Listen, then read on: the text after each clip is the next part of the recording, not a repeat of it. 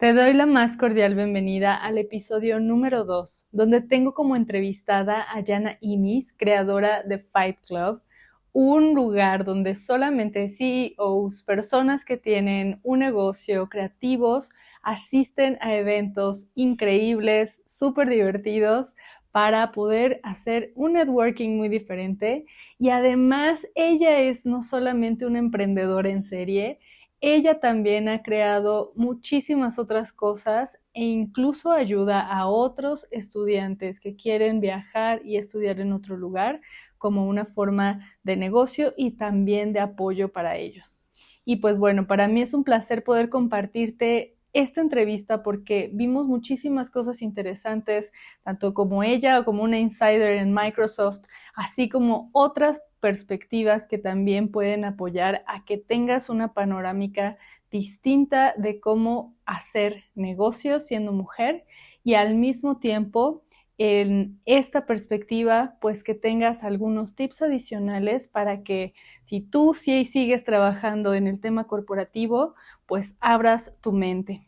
Y pues bueno, pues me encantará que te sumes a escuchar este podcast tanto a través de YouTube como en las otras plataformas de podcast y suscríbete para que puedas seguir enterándote de estas encantadoras y maravillosas entrevistas, así como de los temas que tenemos en As a Woman. Soy Jennifer Delgado y te doy la más grande bienvenida. The other day that we talked, I remember you told me about what you excites you most and why you choose to create a business. And I will love you to share with us. You mean connecting people? Yeah. Yeah. No. I mean, that's what I do. If if I go to the city or the country and something doesn't exist, I create it because I believe there's not many people who do that. Many people think about it, but not many people do things that they really wish. And I like to do a lot of things for free, and I like to do a lot of things to help people because I believe you should give first to receive a lot as an like an answer. Mhm. And I love connecting people. I do it really well. I actually received a lot of comments after my events like, "You nicely put me in that circle on the table. How did you know?" And I was like, either nationality or language or jobs or like your type of humor. I kind of know how people will bond. And I do my events to help people get friendships. Like many people say networking events. Yeah, networking is an excuse to lure you to the event. What I want is for you to meet friends. Because only if you meet friends and you're gonna like it even more, you're gonna return, you're gonna recommend. Business is secondary. And I really would love to know why you choose Mexico to make a business. I did not choose Mexico to make a business. I chose Mexico of all countries because I've lived in 10 and I've been to 90 countries. I think you should always compare. Everything is relative. So for me, it's not about how much money you make, it's how much money you have at the end of the month. Um, and what did you do in between? Because there's people who earn a lot, but then all the month they have been working, struggling, working hard, getting burnout, to then on the weekends to maybe have a vacation. For me, I have vacation all the time. I work when I want. I do what I want. And I think this freedom is worth way more. So I calculated how much money I can do in Germany. I can earn 100,000. In Ireland, I can earn 150,000 euro per year. In Mexico, I can earn 40,000, but I'm going to live a way better life in between. So I just compared where I lived, where I like the most, income versus costs, the weather. Are you going to enjoy your days in between doing hiking, traveling? How many plans get canceled because of the weather? Because like Ireland, I most of my plans get skipped in Ireland or canceled because of the weather. In Mexico, nearly all plans happen. Mexico City is a very big city, but it's a very small area that is populated really by my social circle. So it becomes like a small European city in a big city inside where you can do hiking. You can fly to the beach in any direction. It's really affordable. And if you really want to travel, well, US, Canada, Caribbean, Central America, Latin America, and if you really want, just one 15-hour flight to Europe. So like it's a very strategic location at all. So I compared the prices. I generally really like Mexican Spanish, and I had a lot of friends here since my visits. So I never hesitated to move to try living here and staying where I'm happy. Business came spontaneously. It was not the plan. It was a catalyst, some unfortunate events in my life that led me to it. Um, Somebody proposed that I do it. Normally, all my business ideas that don't come from within, they come from somebody telling me I should because I'm good at this. Okay. So you should listen to the people. Have they noticed your talents? I used to do in Ireland events for 3 years, connecting people for free, and I really am very consistent. So people were like, "Oh, yeah, look, you do events in Ireland. Why don't you do it in Mexico?" I never thought about it. Why? But then at that moment, I was in minus $1,000 because I got robbed and blah blah blah. And I was like, "Well, there's nothing like there's no risk anymore. It's gonna be worse, so might as well try." And so in my life, twice I started businesses this way. And now I'm doing the paid subscription for my community. And I was talking to my friend while creating the prices in mind. What's the worst case scenario? Is now. Yeah. Oh god. I only earn from events. Yeah. I love what I do. But the middle scenario is that I earn per year. And the best scenario, I earn a lot per year. Mm-hmm. The worst case scenario, nothing changes. Yeah. All right, well, in this situation, and I'm very risk averse person, even though I move a lot to different countries, but I calculate it very well. So since I'm risk averse, this is like the best scenario when the worst case scenario is not losing money. It's staying where you are. Like, why you choose to do events? Also, like doing in Mexico City has sense because of your lifestyle, and that's awesome. But why CEOs? Okay, so there's a lot of events in Mexico, and that's what I was doing first, market research. In 2 months, I visited like 30, 40 events. It's pretty easy to get in to any event if you write you work for Microsoft, even though I don't anymore. I used to. But you get in. Yeah. Most are in Spanish. Most of them are only for women. And most of them are very boring. Like, I sit there and I'm like, how long more? Until the panel is over. Because everything is very on the surface, mostly cute, exchange their contacts, and that's that. Most you get to know 2 to 3 people max, because there's not much time dedicated to cocktail networking, but rather to the panel, which is actually, I think, less important than networking with the people. But anyway, so I visited and then I took a look what's missing. I just literally did a table in my mind. How much do they cost? What do they offer? Where? In which language? For whom? Why I didn't enjoy it. And so I decided to do things that I enjoy because I am my own target group. Then invited decision makers, CEOs, founders, but also freelancers. It's important. The common denominator is that they have curiosity and they're decision makers. Most decision makers are people higher rank, no? Yeah. But because for my events, you do not know where they are and you have to pay for it. You know who's going. You have no social media exposure. They're like, what the fuck am I paying for? So I have to pay. I don't even know where I'm going, who I'm gonna see. Is it even worth it? So the first events were really difficult, but now it already speaks for itself. And so there is this percentage of people that are risk takers, paying going to nowhere. Interesting, right? And that's the thing that involved more Mexicans. That's why more Mexicans decided to come, because Mexicans love these things. Yes. Hidden invitation only. Other nationalities don't share it this way. Like Europeans are a bit more, like, I'm not sure, you know? So Mexicans like, yeah. And since I considered continuously delivering medium, higher ranked places as well, venues, is what they like. And so after 3 or 4 months, I already didn't have to think anymore. I just have to ask my community, do you like it? Would you prefer this or this? Today I visited the venue and I sent a poll to my community, like, do you like this venue? So now it's easier. But yeah, so the concept came of doing exactly what doesn't exist, taking 20, 30 events, looking what they don't have, and then doing exactly that. Because it's so interesting that Mexican events mostly don't include foreigners. foreigners have a lot of money. In my ranking, who has the most money is like old money, probably Mexicans, no? So Interlomas, I don't know, Pedregal, Santa Fe, Polanco. Then go foreigners, and then goes middle class Mexicans.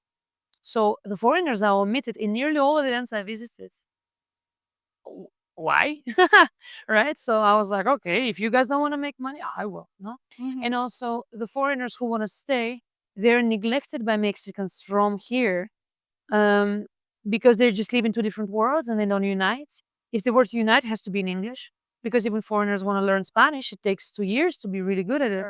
So omitting them just like that doing events in Spanish is like, that's mean. So I was like, I'll do that. Then I myself live here and I don't like people who just visit Mexico for a bit and then go. Digital nomads, etc. is great, but like they're the ones who actually impact the prices more because they are fine with short-term rentals. A long-term always has a better fee, you know? So I myself as a foreigner, I like foreigners who want to stay here. Who want to belong, who want to learn the language. And I want to do the events for them, that they have a chance to make Mexican friends and then do business with them too. Because if you want to stay, imagine as a foreigner, you have to learn the language, you have to understand how it works, you have to understand how safety works here. Try to make your first friends, try to do business, try to sell to Mexicans. There's so many things you can do wrong. So I was like, I'll be the place where they make less mistakes. Connect with the community, make a living here. And maybe because of my events, I can actually attract people from all the countries to come to Mexico to check it out. Yeah. And if they like it more, they'll stay. Yeah. I mean, I just think that we should prevent brain drain from Mexico to other countries and rather keep it here. There's so much opportunity in the next 10 to 20 years. We should be a part of it. We should be on the way with it. Yeah. Yeah. What do you think about the path for women in the next 10 to 20 years? Like making business, I remember you told me before, like here in Mexico is in the CEO levels, most of them are men. Oh, yeah. So what about women? How can we step into the next level of engaging in more communities? How can we be part of this change? And also, like, if we live here, because I'm Mexican, I love foreigners also. And I also love that everyone, like, whatever you are, you're human. Yeah. You have opportunities. Yeah. So, what about women? What do you think about it? Well, I have mixed thoughts about it because I used to work for Microsoft, and Microsoft should push 50-50%, which is not that realistic because they would have to hire women just because they're women instead of meritocracy.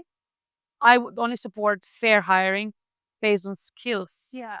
So, because if you hire women because they are women, not because they're really good at what they do, men get really demotivated, and then that's where the hatred starts. Sure. So, first of all, meritocracy hiring. Secondly, the problem doesn't come from companies, the problem starts from universities. There is a reason why women are demotivated by IT subjects or math subjects. They're like running away from it. So, if there's less women graduating consistently, you have less women in business, less women in math, less women in IT, because they just don't graduate enough. So the change should start from the beginning. It's the way you teach your children, your daughters, that math is not to be afraid of. Um, it has to start from education, school and university teaching, to involve, to support more women in tech, in STEM. And that's how, through 2 to 3 generations, things will change naturally. And oftentimes, I've seen it not in Mexico, also in many places. So women are being pushed into the roles, oftentimes. Many times it's deserved, but oftentimes it's pushed because of the company culture. It has to be 50-50. And the men are not involved into decision making as well, which creates a lot of, not hatred, but sort of, right? I have been questioning, to be honest, some decisions on my ex company of hiring some people that were definitely not fit for the role, but they were women or they were gay or whatever. Yeah. Because, well, yeah, we have to be different. I get it, but I have to work with them. Yeah, sure. And like, come on. So no, meritocracy, education from schools and universities, and you will see natural change automatically. And of course, there's a lot of women in powerful roles now. But women also have to be fair. So I had luck to be present at the presentation of a head of human resources done on Latin America. And she said one of her employees asked for a lunch off to spend with the children. And then she said, okay, if we're going to introduce it as a company policy, we should also allow men to take lunch off to spend time with the kids, right? So if the female leaders are going to be promoting fair regulations, not putting women in priority, but having it equal between men and women as well, then I think that's the way to go. And what do you think about the women that right now, like this is for the new generations, but what about the women right now? Like what you see in these scenarios, like you've been contacting with different spheres, like you said Microsoft, also you already said events before in Ireland, you work in other places like Germany. What do you feel they need to step in their roles of maybe making more decision making? I think I would just watch trends, which jobs are in demand, which trends are in demand, because no company would be like, I don't know a company that would be so stupid to not hire a woman that has enough skills. So I would say educating themselves on the subject matter. I think like recently this is everything to do with data science, data analytics, some of the best jobs ever. Yeah. And then one of my best friends, she's learning how to code. She's done with her architecture job, and she's like, I want to be independent and I want to earn just as good as all my like coders back and front end developers earn. So yeah, it's all in your hands, but upskill yourself. Okay. Because status quo is definitely not enough, and we have to face it for the next 2 to 3 generations anyway. We are not equal. It's gonna take a while, but it's gonna be compensating by, again, meritocracy, right? By upskilling yourself and being a good employee. It doesn't really matter if you're a girl, if you're a woman or a man, young or old, if you have the relevant skills for the job. Sure. Right? Because we're talking about employment right now, no? There's also employment, there's other things of unequal treatment, no? But employment wise, skills will matter. It all. When I left Microsoft, my job was German and Russian speaking, sales for enterprise. And after I left, I have been monitoring. It took them a year to hire somebody instead of me. So they have been waiting for a year to hire somebody that matches the skills and is a female, because all team were men. Okay. I was like, all right, so okay. I get it that you focus on percentage of women, but if there is no women for a year to get the role, how much money do you lose within a year that you don't hire? Oh my, like, you do you? Yeah. In my company, if I would have a company where I would hire people to work for me, is not where I want to go. I am not a good manager, and I know it. And I think not many people know that they are not good managers. I think people should realize that early enough. I'm not a good manager, and I'm proud. I'm a very good single person worker. I do a very good job. I do well unsupervised. I don't like micromanagers, and I don't want to be a manager or a boss. No. All people that work with me for Fight Club, they don't work with me, they work for me. I hire them per event. I pay them per event. And then you go until the next event. Because, culture differences. I'm very direct and I'm very efficient and very quick. Yeah. That's why I like working alone. Yeah. So if I were to hire somebody, I know I'll experience difficulties. I'm sure I can upskill myself to that. But I don't want to be a manager. I want that if it's a fault of something, it's my fault. Yeah. If things are going well, it's me, right? So, talking about leading a company. So, if I were to lead a company, the only way I would hire is a CV. I would just look, is that matching my role 60 to 70%? If yes, hire. If not, not. Yeah. I wouldn't care if it's a woman or a man, really. And that's what companies should do instead of 50%, 50%, because constant push is demotivating the other side who's already working there, and that creates negativity. Yeah. And especially when that person gets promoted. instead of another person who's actually deserving it more by skills, that's where the problems inside the company start. And that's why the certain support doesn't come intrinsic, no? That's just my thinking, but you never know. Yeah, sure. And I totally get it. And I also feel that absolutely if the purpose needs the abilities or skills or something, whatever is best for that, then go do it. Yeah. Probably for me, like women have different capabilities. Yeah. And also acknowledge that. And as you said, like I know myself and I know what I can do and how I feel good. Maybe if we embrace more authenticity. Yeah. And also instead of compete, like see what is best for the thing, for the purpose.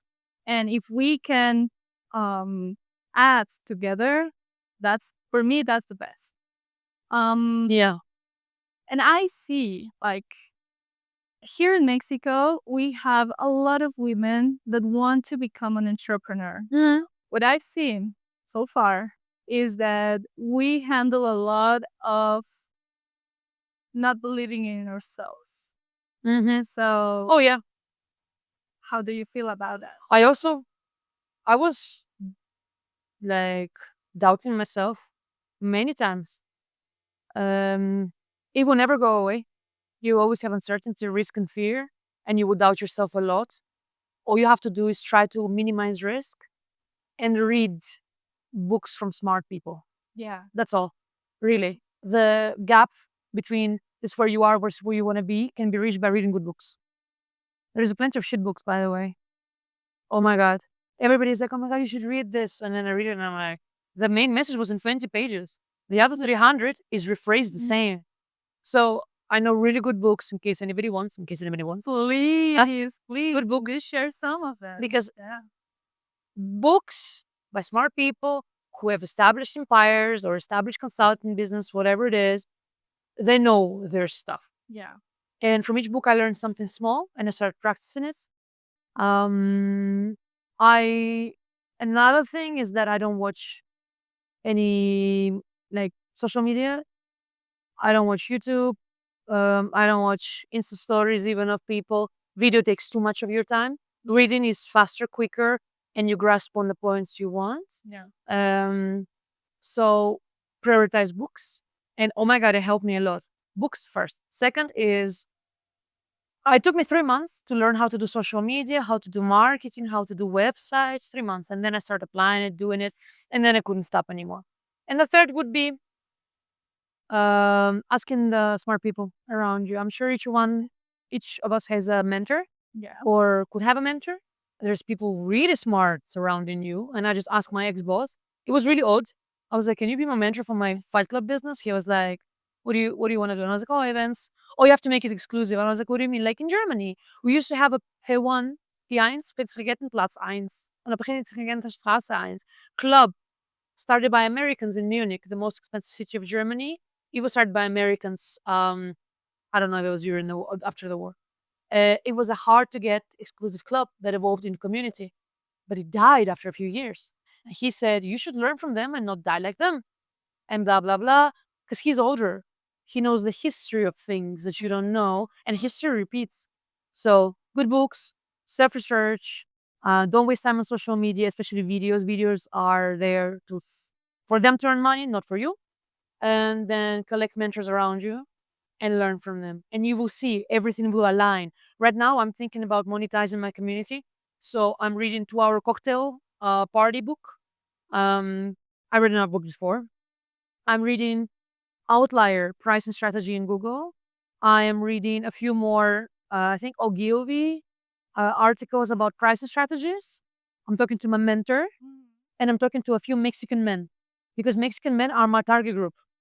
And if they are fine to pay what I'm going to charge after everything that I decide, then everybody will be fine to pay because these 50 people will bring the other 500s.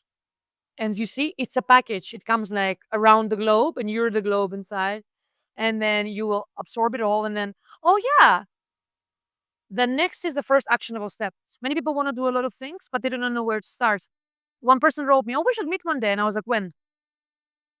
"Well, maybe one of the weekdays." And I was like, "Okay, Wednesday or Thursday, day, time, or evening." Yeah. First actionable step. "Oh, I want to start a business. Which one?" "Horseback riding lessons." "Okay. So, you want to teach?" "Yeah." "Okay. Which platform? Which streaming? Do you have equipment? What's the first step?" So always define the first actionable step, and then you're gonna be fine. I mean, easy to say, right? Yeah, but there's a lot of steps in between also. And also I feel if we just only focus on the on the mission, then we'll lose the process. We'll lose the real flavor of life. So Yeah. yeah, how you enjoy your process? How you I never have a mission. Okay. I started Fight Club because first my friend offered. I was like, let me try. My events were free. The first 3 events were free, but the third event gathered 200 people. So I had to make it paid. Otherwise, I would burn out while not earning, and that's not smart. Um, then I was like, what's my purpose? Connect people. So you see, my mission is not end goal. My mission is continuous. So that's easier. How can I make it better? How can I make it different? How can I, if I'm a target group, what I'm gonna like, what I'm gonna enjoy. If you focus on making money, you're probably not gonna make money because as a startup, you have to give first a lot of things for free, make friends with a lot of people, give them something, offer them something, and in the future, maybe they will return or maybe not. So there's a lot of risk to this, but you genuinely have to believe in what you do. Um, my brother's daughter wanted to start business, but he didn't let her because she was 10. Um, she wanted to teach ballet to other children. A child teaching children ballet. I was like, oh my God, we'll be so rich on YouTube, the videos, this I already had in my mind. And my brother has to sign agreement for her to monetize. And he said, no, Okay. I don't want my daughter to get involved in this. And I was like, damn, but the intention was great because the intention wasn't money. My intention was money from her. But no, it was like a nice thing. So if your business is going to help people solve their problems, arouse feelings like humor, fear, sadness, you should definitely do it. People are looking on the web on the search of emotions because we're so dead inside. No, it's a joke. It's a joke. But yeah, that's what we do. That's what we open Instagram for. When we had a bad, long day, we open Instagram hoping to find some funny dog videos, no? So if they're going to find you and you're going to satisfy their need, they're going to buy from you after. Or if they're searching for something, they have a problem and you're solving it, here you go. So the first, you have to satisfy the needs, arouse an emotion, and then only when it's working, send the data out, ask questions to your community, and see where it's going to take you to monetize it. Yeah. I did 3 events for free. After third event, I sent a survey out. If I provide this, according to the quality of people in events you attended, would you pay? 100% voted yes. Of course. So I was like, okay. And you ask how much? No, because I just made a really. The event was here actually. Yeah. It was like 750 pesos per person. It included snacks and the first drink, speakers and everything ready. And 1 week before event, only 7 people paid, and I was like, well, obviously I'm bad at this. And then 1 day before event, 162. Huh. Mexico City, bienvenido. If your event's late, you're only gonna earn in the last 1 or 2 days. Yeah. I still didn't lose that fear. Still, every event, 2 days before event, I'm thinking, what am I gonna break even? Because I normally pay for things before they pay me. Sure. In paintball, I barely made a profit, which is fine. Some events are for money, some events are for community building. And paintball united my community so much that is more expensive. What is something that touched your heart that someone says after you make one of these events? Viviana, gracias Yana, me la pasé genial, fue un gusto conocerlos a todos. Mandy, thanks for organizing everything Yana, very cool event, very cool people. Rosy, thank you Yana, it was a great event, looking forward to the next one. Mauricio, bravo, looking forward to the next one. Alejandro, genial, un placer haber participado y conocido tanta gente interesante. Maru, genia, la pasé muy bien, muchas gracias. Agnieszka, thank you, was cool like usual. Israel, can't wait to see amazing pictures. Thanks again for amazing event, elegantly executed. Rodrigo, thank you, Yana. Had a great time. Lots of interesting and fun people. Looking forward to the next one. Hugo, super cool, everything. Aaron, thanks, Yana, for another great experience. Thanks to everybody. And then it goes on. Of course. That was just before even event finished. The last one. Then Saturday. Today's what? Tuesday. Yeah. Oh my. And I have an event on Saturday. It's hiking, and I have 40 people signed up for hiking already. Yeah. My plan is already ready until March. That's so. People don't know what's coming their way. What do you feel women need to hear right now? To hear. Yeah. Interesting question. What do women need to hear right now? I don't want to be like saying one of these like golden quotes. Or actually, yes. Oh my Why God. not? You can do anything you put your mind to. Let's go. I love that. And But yeah. all you need is consistency, goals that are realistic, and the next actionable step. That's all. Literally. If you start following that, writing like, I want to lose 10 kilos. By when? Yeah. What's the input I'm going to put? What's my next step that I start? Buy sports outfits. Yeah. It's the best motivation ever. Yeah. And so buy sports outfit, done. Right away, the next step. So that's that. You can do anything as long as you're consistent and it has a good aim for it. Ideally, continuous aim, a goal, and actionable next step. That's all. That's how I live. Yeah. I love my life. That's so cool. How do you feel like gathering all these men in this event? 70% are men, 30% are women, yeah. Huh.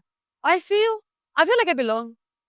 But I grew up with brothers. I know male psychic very well. I'm very direct and efficient, like most of men are, with a bit less empathy and understanding. And there are men, there are exceptions, very emotional, etc. But most of the men are very to the point, achieve result, and that's that. I am like that. So when I'm with a lot of men, I feel like fish in the water. Many women don't, and I could see it because when I'm around in events or parties, I surround myself with men as friends. But many women see it as a competition, which there's no need for. If I go hiking, you see me and 5 guys in the car. In events, me and men. It's just where I hang out. And I definitely have more masculine traits than feminine. So yeah, gathering men, powerful men, men in business, founders, etc., and telling them what to do. Absolutely love it. Yes. Yeah. Yeah. But it's a different attitude. It's more like brother, sister. My events, since it's a community, it's not just an event you go. It's a community. They keep coming back. They care about their reputation. They're really careful what they say, what they do. And they're very, not understanding, they're very friendly, amable with the women on the event. Yeah. Women feel very comfortable in my event because it's not an event. It's a community. Yeah. That's why I definitely invite more women to come. They will feel very good. Yeah. They will feel supported. Like the elder brothers just appear from nowhere. Huh? Yeah. So yeah. Oh my gosh, that's so incredible. Because also I love like both energies, like and all energy. Like I enjoy really having people together also as you. And I feel this, what you said, yeah. Women usually maybe we didn't get it as well because we're not involved so much in the world of a man. Yeah. And the natural man, like I mean, we make these ideas about what a man is, Yeah. but not really like directly know them. So I worked in Microsoft with only men. There were a few women in my team, but my team works for other markets, so we don't work together. But I worked for Austrian team, me and 26 men. I felt very comfortable because I have been exposed to male environment all my life. My father was a very strong person. My brother not so strong, but still head of his family. Yeah. But yeah, that's why I find it so easy to find a dialogue with men. But I can understand it can be a lot of overwhelming emotions and maybe even anxiety for a woman that joins a male group, because a woman that joins a male group has to prove herself worthy and have sufficient skills to work there, or she's not going to be respected as a worker. That's really tough. I can get it, and can do mistakes, which also has to change eventually. But that is unfortunate, but this is current situation. If you join a fully male-dominated group, you have to be ready for some stress. yeah. Whenever you establish reputation there, establish that you're worthy player in the team. You will be supported, respected, you were like a sister. But that takes a while. But I don't think it's just female. I think it's any newcomer to the group, but more difficult for a woman. You say something like ingrains me in my head. She needs to show herself worthy, not to the other ones, like, but herself. Oh, herself? Yes. But then again, coming back to the conversation, how did she join that group of men? Yeah. Because I got hired in my team of men. I was not qualified for a role. So this is the thing. I know exactly how that feels. And I was excluded from the calls. And they wouldn't take me to important meetings because they were like, oh, what she can contribute. Until a moment when she realized I settled the deal with a big customer and like 5-year contracts with consulting. And they were like, who did it? Yana, like, she did it. And I was solid did it. Oh, you see? So even me, I know how that feels. But I didn't have a problem with them other than that, than excluding me from some calls. They were really respectful in conversations and stuff, but they did exclude me, yeah. It took me a while until they included me. Okay. But they did afterwards. But I feel that's in any group. Like, Yeah. usually it's probably not only men. That you see that because they were men. It's gonna be more. If there's just men, it's gonna be way more. Because apart from, oh, you're new, oh, they're hiring for technical role of woman that probably didn't study that. And probably because they need a percentage quota of a woman. That's their first prejudice. And they're not wrong. I was not fit for that role. It took me sleepless nights, 3 months to learn that tech stuff. Sure. To catch up.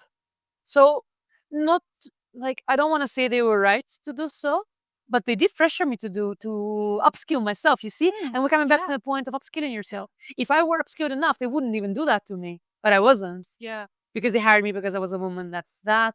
So they forced me by pressure to upskill myself, which many women can handle that pressure. And they would be really sad, disappointed, anxious, would be overwhelmed and quit. I was like, I'm a gamer. I play all my life. I love competitive stuff. So they gave me motivation. But that's me. Yeah. I don't think that many women would handle that. They would go complain to management. Then they would complain more, right? And then they probably quit, or they would complain so much that the team would hate them. I was just thinking out loud. A person who would resist, upskill, and show them is a competitive person. Yeah. Right? So, cool. Yeah. There's so much. Anyways, I love it because I feel all the people, like, we try to come into this world and kind of is set up. The table is ready. Yeah. So you need to join the table. And maybe if we approach in a different way, maybe if we women like start to also change this belief that I need to complain and I am a victim, and like, of course we can change the way we like we create relationships. Because I also feel this, like, probably these 50-50 things in the companies, of course they are because women are working towards like equality, Yeah. equality. But I feel the best way to do it, it's like, yeah, if you have the things to work towards a goal or whatever it's working, then just do it and try it. And at the same time, even if you don't want to compete, create whatever you want to be real in this world. Yeah. Instead of competing, maybe it's not compete your thing. If it's compete, then go for it. Instead of complaining. Yeah. But also there is this thing about female competition. Yeah. I have been struggling to find a job in COVID. And the reason is the majority of people who interviewed me were women. I tell you, the moment there was a man, he let me in the next round. Woman didn't let me. Never. And I had 80 interviews. Yeah. I'm like, That's a lot. Wow. yeah. Because all the big companies, Google, Microsoft, have 5. Sure. But every time I had a woman, I would not proceed to the next round. And I was like, what? My mom was like, "Oh, is it because you need to dress down and like be a bit more reserved and boring and like don't speak like a man and don't boast your achievements?" And I'm like, that shouldn't be this way. That the woman doesn't let a woman in because I am high performer. If I apply for a sales role, it's amazing, right? And my mom was like, "Oh, you should put your hair down, less makeup." And I was like, "Okay, no, I'm not doing that. I'd rather work for a company that is gonna accept me of who I am, because this is all bullshit." And then there were a chain of interviews, and I didn't get the job. And recruiter told me, "Oh, it's because the team, like some people liked you in the team, some people were unsure." And I was like, "Let me guess, women were unsure and men like me." I wasn't supposed to tell you, but yes, recruiter confirmed to me that the women all wrote neutral and men wrote positive reviews. Yeah. Oh, interesting. So I even confirmed Yeah. my thoughts. But like, come on, this has to change. There's so many masculine women. Like yeah, but distorted. Like, why compete in that way? Why not compete just in the like healthy one?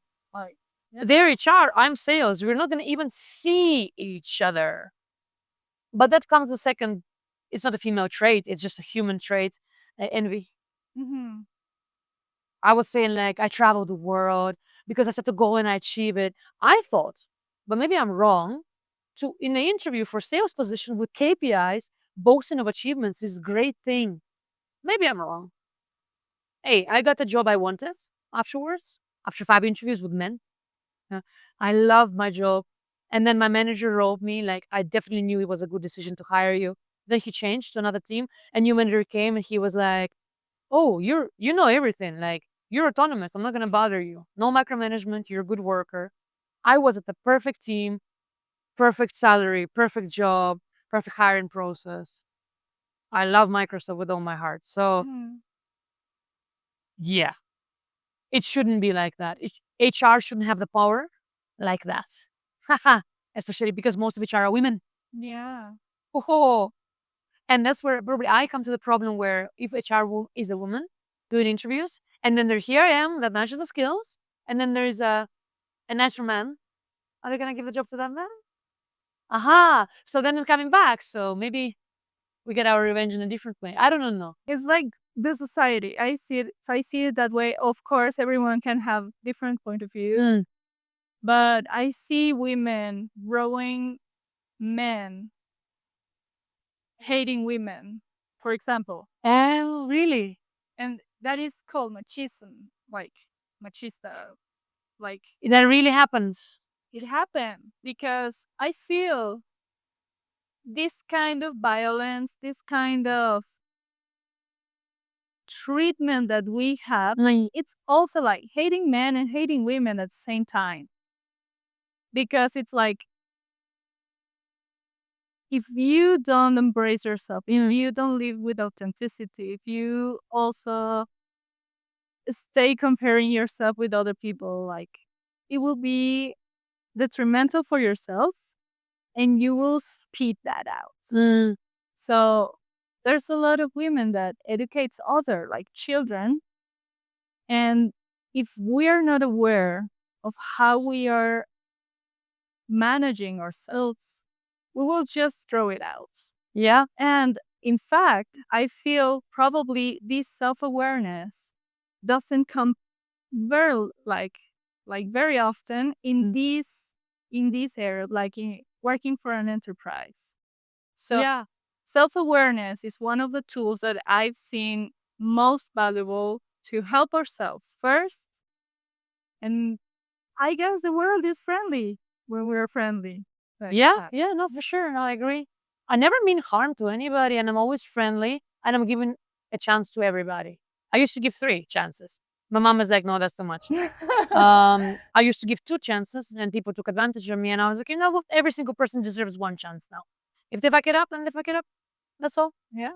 I'm not gonna be mean to them. I'm just not gonna reply anymore. Sure. They missed their chance. Yeah. And but generally, I am not expecting shit from anybody. Mm. I am open to everybody until they prove me wrong.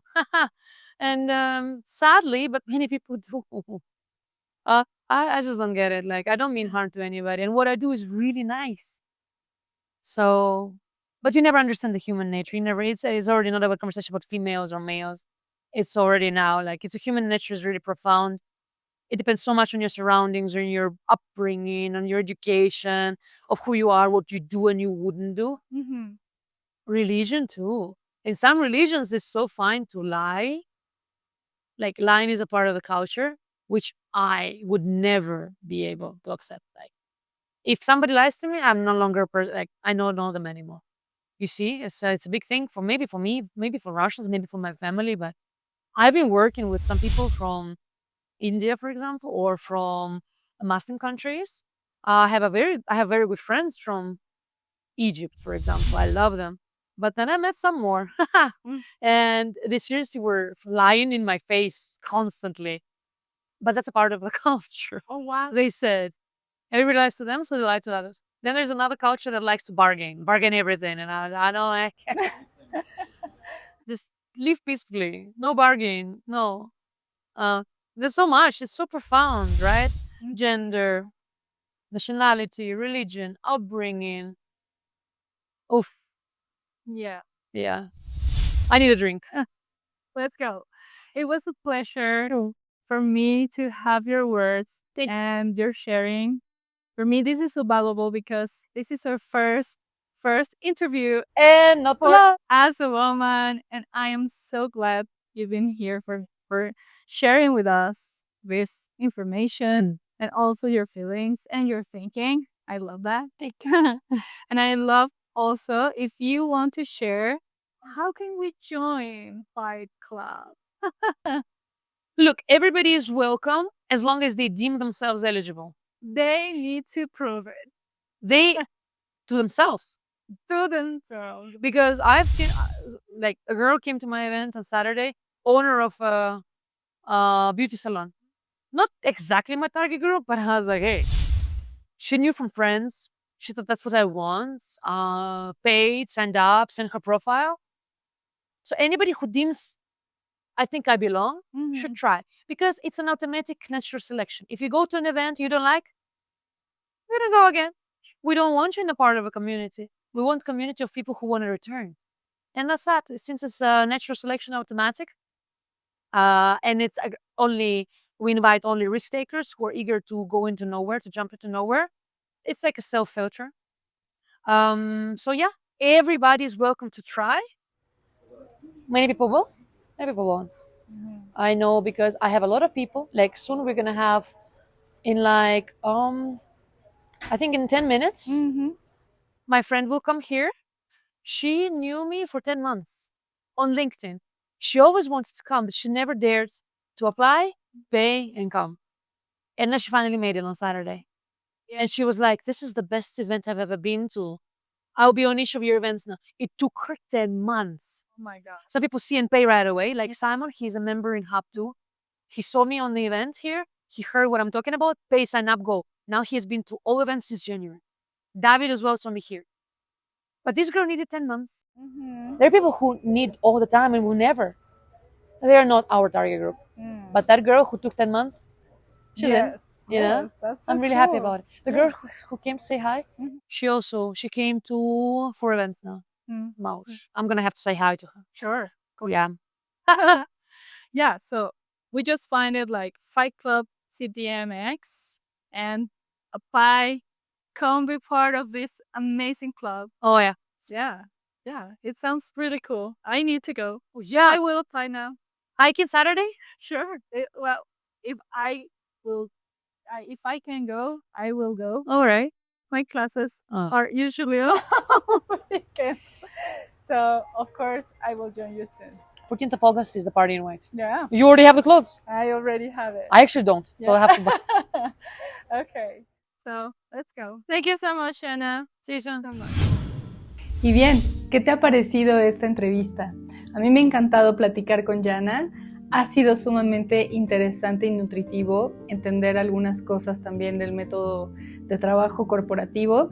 Y pues bueno, ahora únicamente te dejo la invitación para que te unas a la comunidad As a Woman.